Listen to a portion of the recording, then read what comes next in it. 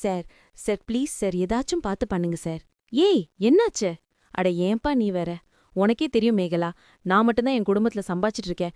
நான் இல்லைன்னா என் குடும்பத்தை யாரு பாத்துக்குவா? அதுக்கு தான் டேர்ம் இன்சூரன்ஸ் வாங்குறதுக்கு தான் ட்ரை பண்ணிட்டு இருக்கேன். ஆனா மினிமம் குவாலிஃபிகேஷன் இருக்கணும்னு சொல்றாங்க. படிச்சிருக்கணும். நீ இன்னும் அந்த சாக்லேட் ஃபேக்டரியில தானே வேலை செய்ற? ஆமா. உன் சம்பளத்துல பிஎஃப் பணம்லாம் கட் பண்றாங்களா? அதெல்லாம் நல்லாவே பிடிச்சுதான் கொடுப்பாங்க. அப்போ இடிஎல்ஐ ஸ்கீம்க்கு எலிஜிபிளா இருக்கேன்னு அர்த்தம்.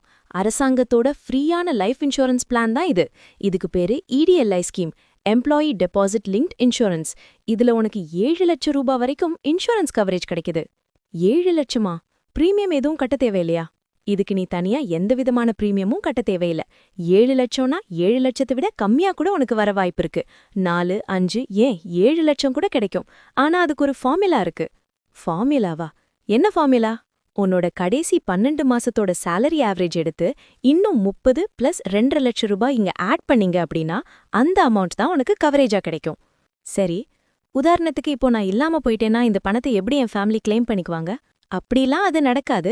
இன்கேஸ் நடந்தாலும் உன்னோட ஃபேமிலி ஃபார்ம் 5IF, ஃபார்ம் 20 இல்ல ஃபார்ம் 10C 10Dயோட உன்னோட death certificate and cancel Chekka EPFO ஆஃபீஸ்ல கொடுத்தாங்கனாலே இந்த பணத்தை உன்னால கிளைம் பண்ணிக்க முடியும். ஓ அப்படியா? சரி, இதை நான் எப்படி ஆரம்பிக்கிறது?